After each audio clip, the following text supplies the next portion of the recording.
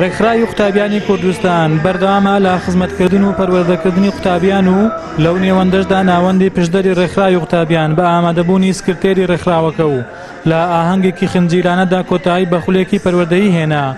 بانخوازێکیش ڕۆڵی کۆمەڵی ئیسلامی بەرز دەنرخێنێ لە دروستکردنی تاکێک کە لە داهاتوودا خزمەت بە کۆمەڵگە بکات. ئێمە دەمانهەوێت تاکێک پەروەردە بێ سبەینێ لە داهاتوودا لە کاتێک کە پلە پۆستێکی وەرگرت لە حکومەتدا کەسێک بێ بتوانێت سامان و داهاتی ئەو وڵاتە بپارێزێ کەسایەتێکی هەبێ کە ماڵی میلەت ماڵی خۆی بزانێ و ماڵی خۆشی بە ماڵی میلەت بزانێ. دیارە کۆمەڵی ئیسلامی یەکە لەو حیزبانێکەوە کۆمەلگای کوردەواری و موسڵمانی خۆمان شانازی پێوە دەکات لە پێگەیاندنی کادیران و ئەندامان و بگرە تاوەکو بەرگە و دەسەڵات و پەرلەمانتار و وەزیر و سوپاس بەخوای گەورە هیچ ئەندامێکمان تا ئێستا کارێکی نەک ناشەرعی ئەلحەمدوللا ناشەرعیش نەکردووە نایاساییشی نەکردووە سوپاس بەخوای گەورە.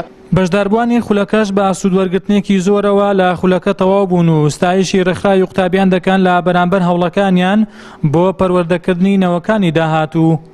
من وەکو خۆم وەکو بەشداربوویەک زۆر سوودم لێ بینیوە هەم لە ڕووی عەقیدەوە هەم لە ڕووی ژیاننامەی پێغەمبەرانەوە و هەم لە ڕووی زمانەکانەوە لە ڕووی پەروەردەیەوە سوودێکی زۆری هەیە هەم وەکو بناغەیەکە بۆمان لەبەرەوەی لەسەر بناغەکانی سونەتەکانی پێغەمبەر صلی الله علیه وسلم و هەروەها قورئانی پیرۆزەوە دەڕوا زۆر سوودی هەیە بۆ ئەوەی ئێمە لە ئێستاوە کە یعنی تەمەنێکین پێویستمانەوەی بناغێکی باشمان هەبێ. ڕۆژێکی زۆر باش فێر بووم بۆ ئەوەی لە داهاتوودا خزمەتی ئەم کۆمەڵگایە بکەم و سپاس مامۆستاکانم دەکەم و سپاسی ئەو کەسانە دەکەم کە پێکەنەری ئەم خولە بوون بۆ ئەوەی قوتابیان فێری ڕەوشتێکی و ئادابێکی جوان بن بۆ داهاتووی ئەم وڵاتە. من وەک قوتابیەک بەشداریم کردووە لەو خولەیە بۆ ئەوەی لە داهاتوودا کەسێکی باش بم.